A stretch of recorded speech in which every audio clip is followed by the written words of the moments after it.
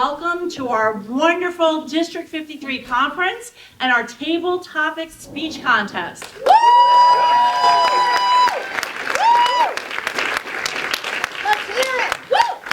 I would love to invite up our contest chair today, Patty Walter. Patty?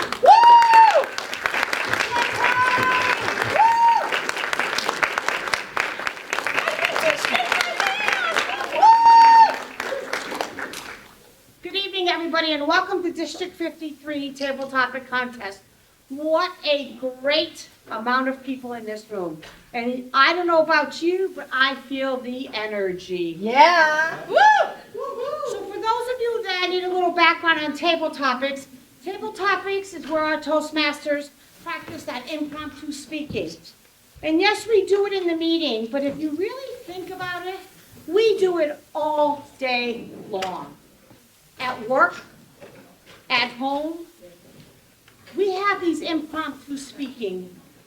And it's so important that when we do that, we make it sound like we know what we mean, right? That we know what we're doing. So it is my pleasure and my honor to be the contest master and the contest toastmaster for table topics tonight.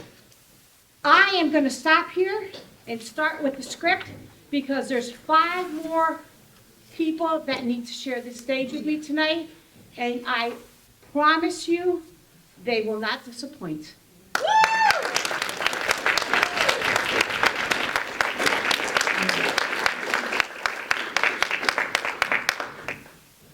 If you can't hear me, which I find really hard to believe. Welcome, Toastmasters and guests. We're here at the Hilton Garden Inn in Troy, New York, for the District 53 Table Topic Contest for 2025.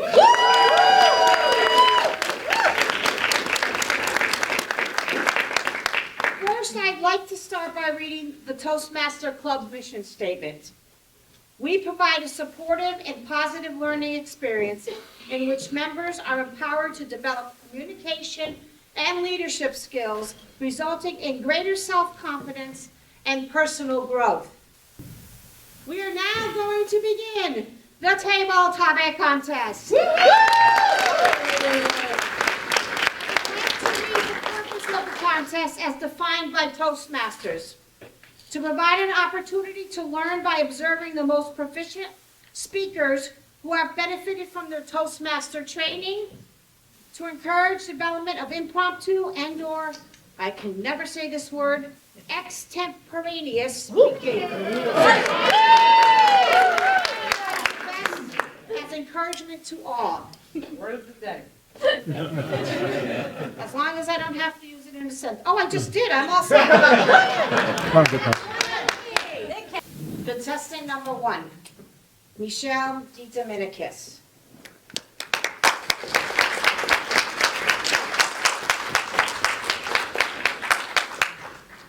Share a time in your life where you've had an impact on someone else. Share a time in your life where you have had an impact on someone else. Michelle DeDominicis.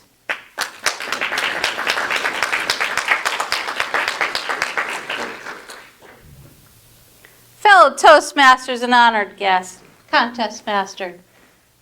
One time that I've impacted someone's life, only one? There's been so many, I can't even tell you. I think being in an organization like this, you're a mentor to most. You're a supporter to most. But I think the one person who I hope I've had the most impact is my daughter who came with me tonight. She's been at Toastmasters since she was a baby.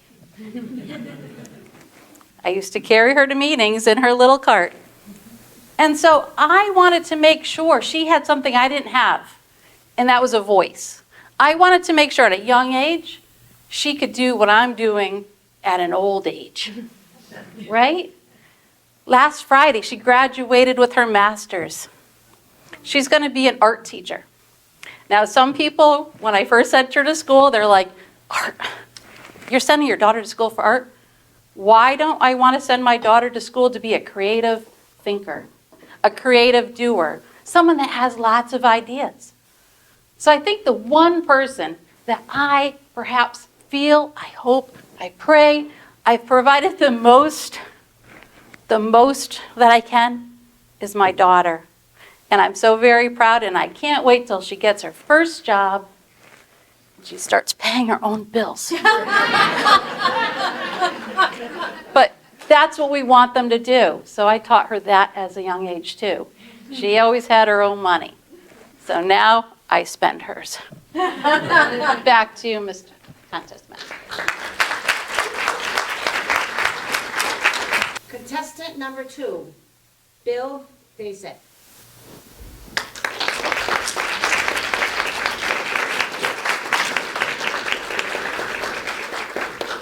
Share a time in your life when you have impacted someone else.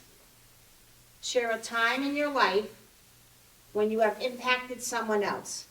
Bill Daisak.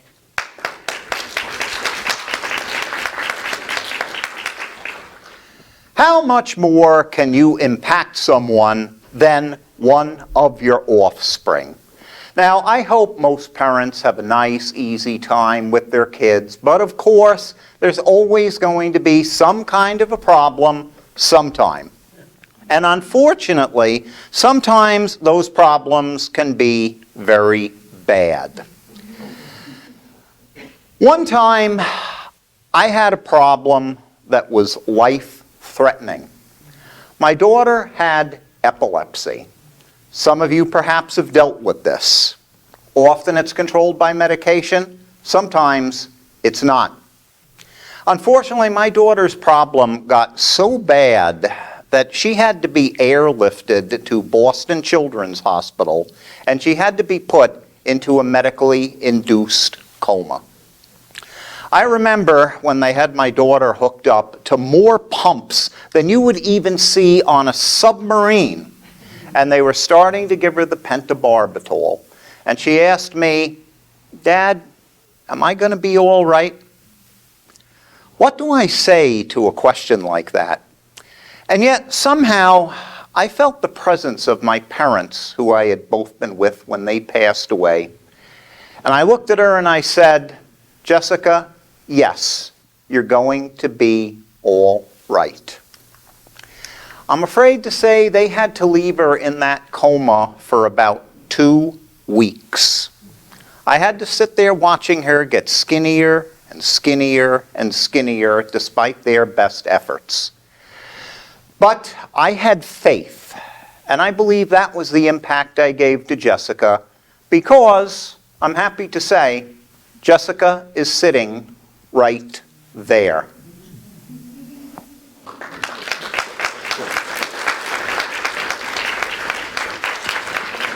Contestant number 3, Paige Marion.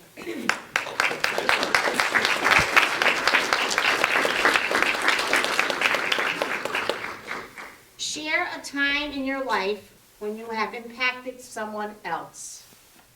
Share a time in your life when you have impacted someone else. Paige Marion.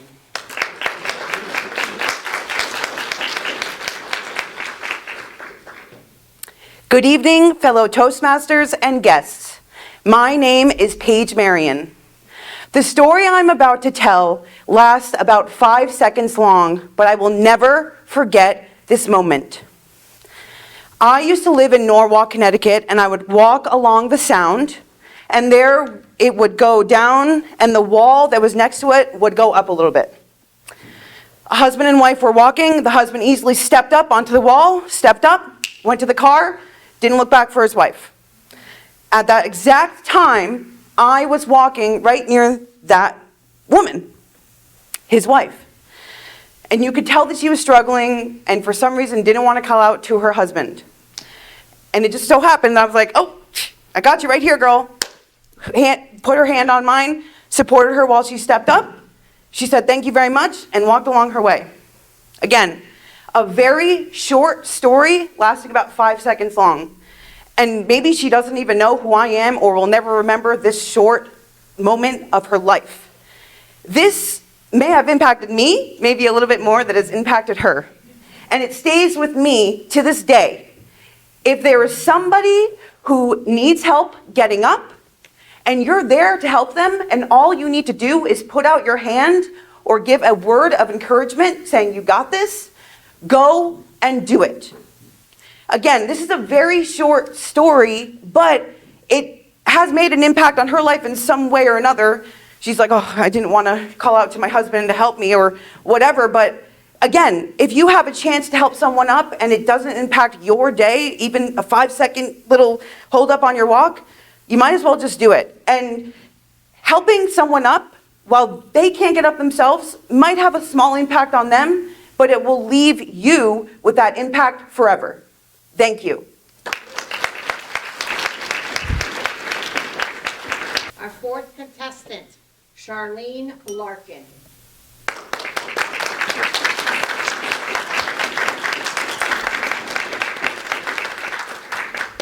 Share a time in your life when you have impacted someone else. Share a time in your life when you have impacted someone else. Charleen Larkin.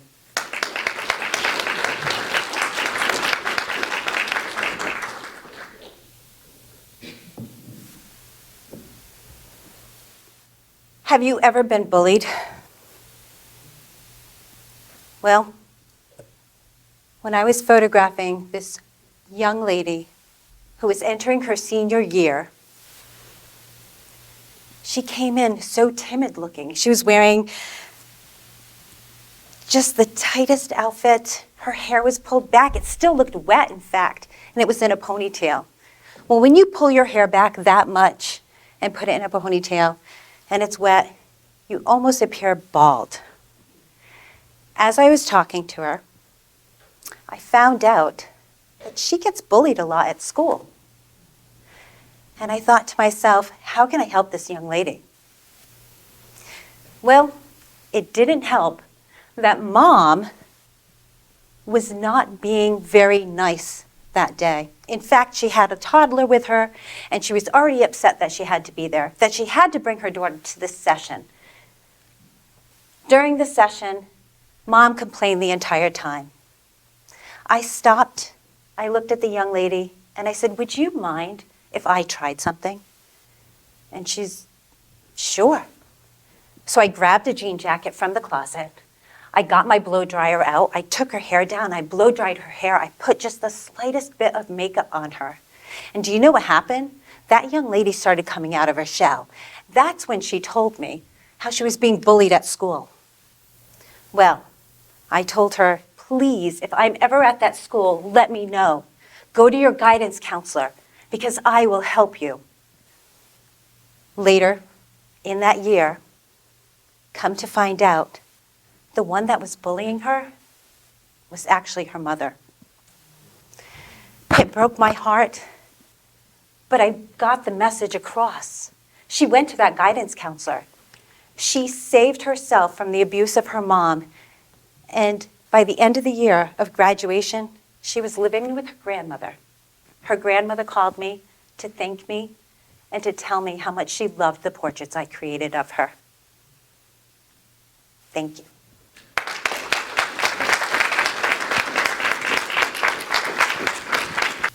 Contestant number 5, Terence Durrant.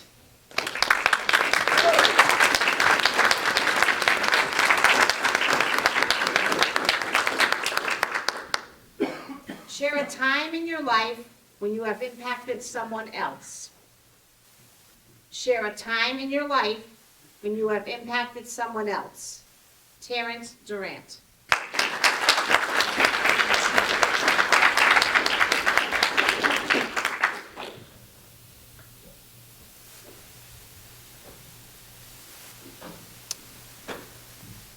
So I was asked the question, share a time in my life when I've impacted someone else.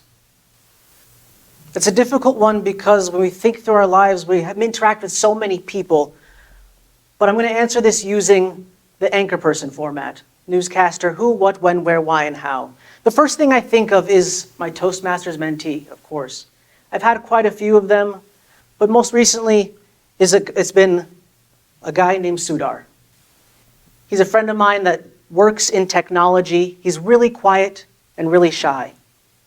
Why did he join Toastmasters? He wanted to grow and get out of his shell just a bit, learn to public speak, be able to take the lead on his team, in his team meetings more. So that's why he joined Toastmasters. But what? He really, really wanted to grow, and it was beautiful to see him grow through Toastmasters. I don't think that I did anything special in particular, but it was interesting because he himself has grown, so you can see the confidence. All I'd have to do is show him what skills he already had. And that's what was really, really cool. And the way we did this, when it happened multiple times, right? We met at least, at first I tried to meet with mentees once every 2 weeks. That's how I do most of my mentorships. And focus not just on Toastmasters, not just public speaking, but about life. Let's connect on a personal level as well. And the how, like I said, just focusing on showing him the strengths he already had. He already was a good public speaker. We all have strengths within all of us, and that's what I try to bring out of all my mentees. So that's really the person that most recently I think that has been impacted, or that I have been able to impact in my life, is my mentee here within Toastmasters. Sudar, he works in technology, specifically joined Toastmasters so that he could become a better public speaker, but also lead more on his own team. Thank you, Contest Master.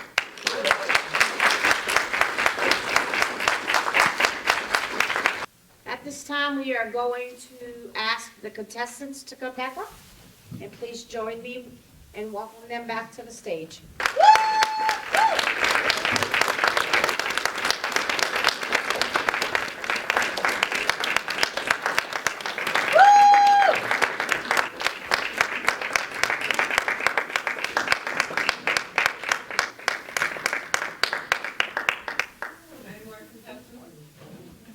Nope. We're good. There's one more. There's not. We're good. Oh. Thank you. Just so you know, Michelle DeDominicis is competing tomorrow, and she will be interviewed with tomorrow's contestants. Thank you. There you go.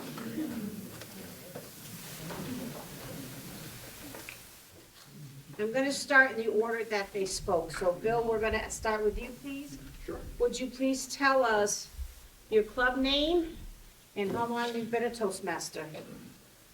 Knowles Atomic Power Lab. Come on. All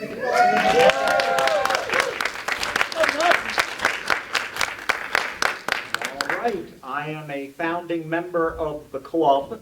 And between that club and another one, I have been in Toastmasters almost 25 years.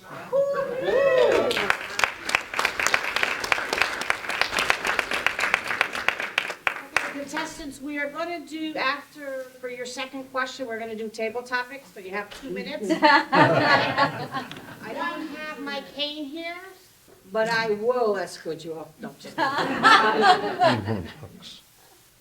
When I look at your favorite quote, Bill, it is, when you're in deep water, it's a good idea to keep your mouth shut. Would you like to share with us? I mean, it's obvious why, but would you like to share with us why that's your favorite quote?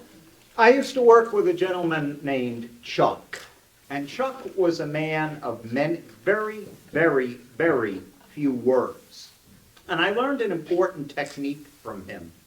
Say your boss calls you in and they are giving you a hard time about something. It's uncomfortable. What Chuck would do, and what I learned, is don't say anything. Just look at your boss. Don't even nod. Just let him go on and on and on. And you would be amazed at how uncomfortable your persecutor will get, and how uneasy they are, and how unsure they are to handle the situation. So it immediately puts you one up. So if you leave with nothing else from this whole conference, remember that.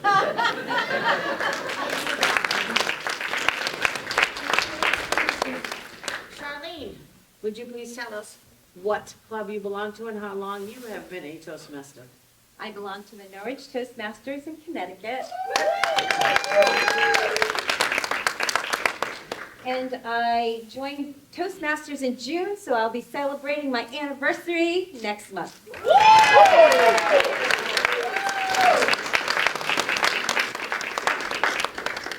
All right, so your favorite quote is, "Don't stop believing." Would you share with us why that is your favorite quote? Well, I'm sure it's all ringing in your ears right now, that Journey song, right? Don't stop believing, right? You have to hold on to that feeling. That's the most important part about life, is you have to keep moving forward. You have to keep believing in yourself. You have to believe in others, that they mean the best and they want you to do good things in life, just like you want them to do good things in life as well. That is why I chose the phrase, "Don't stop believing." And yes, I listen to that song on repeat when I'm feeling down, because it is uplifting and it really makes me feel good.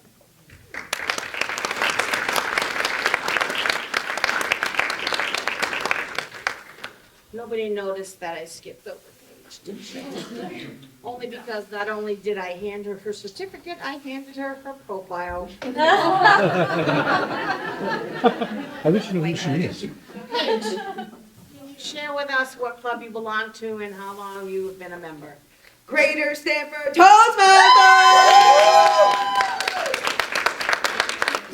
I have been part of Toastmasters for a little over 2.5 years. Thank you. So Paige, your favorite quote is, "Never take life too seriously.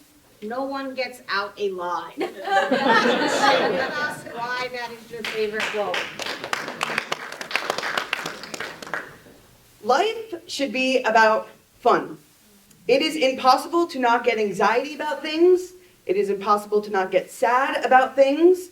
But at the end of the day, we all have the same fate. Enjoy it while you can.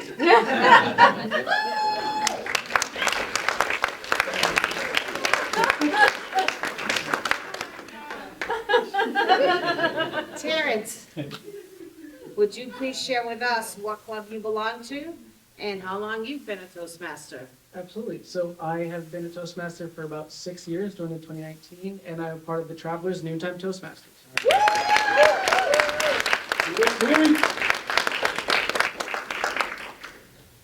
Okay, Terence, your quote is, "One cocoa full basket." I gotta know why. Yeah, it's actually a Jamaican proverb. So my family's in the back. They probably know what that means. If there's any other people maybe from the Caribbean might know what it means. But it also features in a famous Bob Marley song. So feel free to look it up and listen to it in your free time. But it really means taking one step at a time, right? Doing things little by little. So you try to climb a coconut tree, you can't get back down if you have a whole bunch of coconuts in your hand, right? So if you think about it, right? One by one coconut at a time, you will fill your basket and you can get as many of them as you need. So that's why I love that quote, because I like the idea of taking things one step at a time. You'll all get there.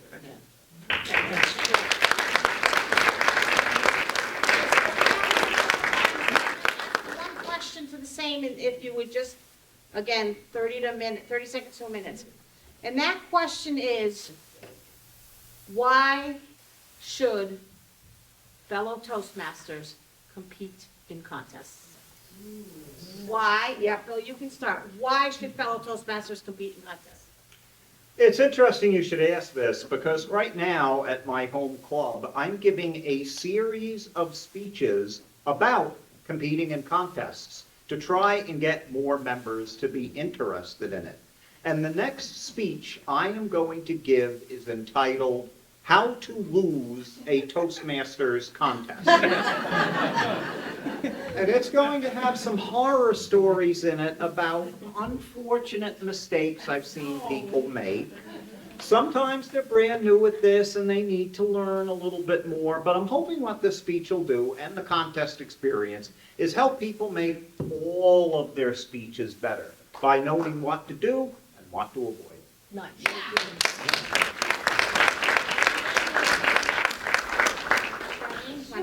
Same question. What was it again? I don't know, I didn't write it down. No, why should fellow Toastmasters compete in contests? Well, being so new at it and knowing that Nate pushed me to do table topics to begin with, I have to say, you just have to. You just have to try. And that's what I did. I just put my foot forward and I stepped up and I said, let's do it. Let's try this. And before I know it, I was standing here on the stage with all these fantastic speakers and who are just amazing. So if anything, believe in yourself. Don't let anyone stop you, and take that step, take that chance. Perfect, thank you.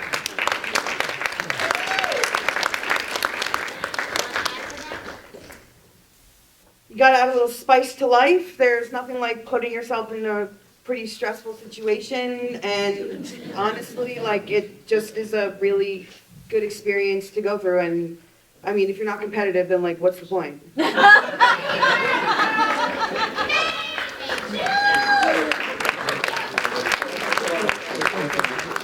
right, Terence, you can end it up here. What do you have to add to that? I can't add to that specifically, but one of the challenges facing my club, I'm actually currently VP of Education of my club, and we have a lot of new members. So it's always challenging to get people to, I'm actually thinking about that exact challenge. How do we get people to do that? One of the things that I've learned myself from doing these competitions, this and international, was just, it accelerates our skills exponentially when we do them. That's, I think, what Ralph Smedley had in mind, why they wanted just to have competitions, to participate in them. Because through doing this, I've learned the different levels of speaking. I've accelerated my skills myself in terms of how to format speeches, different ways to format them, different ways to organize, as well as how to add to planned and extemporaneous speaking. And that's really the cool parts about doing competitions. It really will accelerate your skills so quickly that you'll get so much more out of Toastmasters at a faster rate than you do if you just keep doing pathways or giving speeches in your own clubs. So that's why I'd encourage all of you to be up here one day.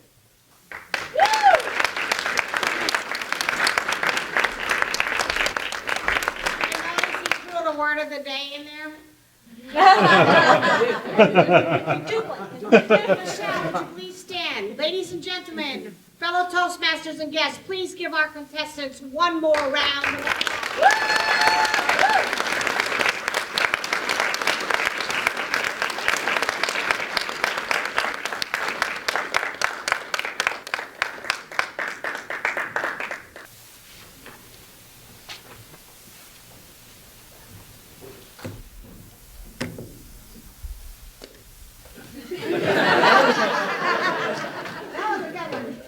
Prepared in advance, it's okay. It's in the script. It's in the script. At this time, I would like to ask our district leaders to help with the award presentation.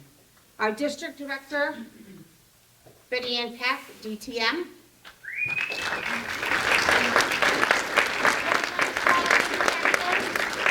Mohan Karawati, DTM.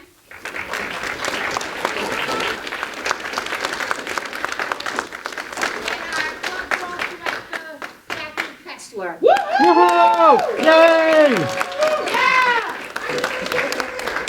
Yeah! I guess my next one, please. And we're walking, and we're walking, and we're walking. All right. Before the results are announced, I want to again congratulate all the contestants for competing. There were no disqualifications.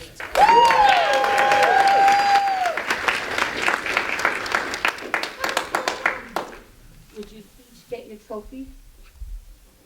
Or you get first place, Mohan gets to handle second place, and Jackie gets third. I get the little. Apropos. She's this tall. All right, our third place winner. Oh, I like this. You got four. Yeah. Charleen Larkin.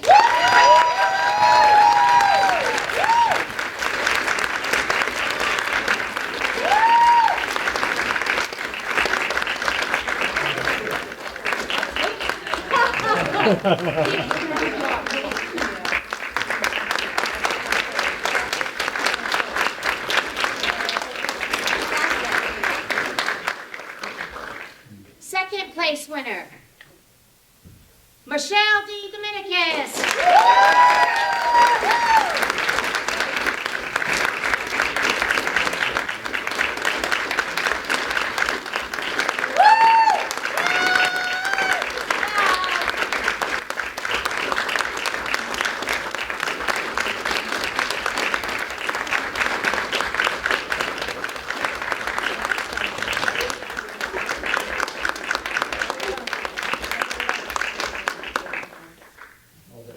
Drum roll.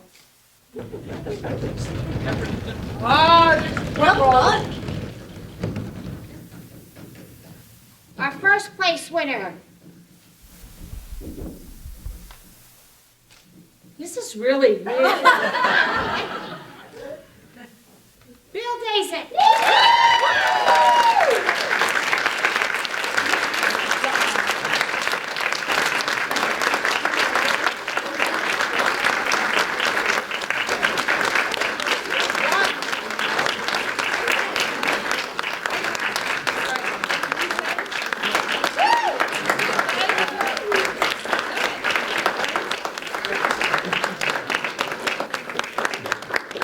Say cheese. Cheese. What does the mouth say? You want to take a picture? Come on. Potato toppings. Yay. Thank you, Noel.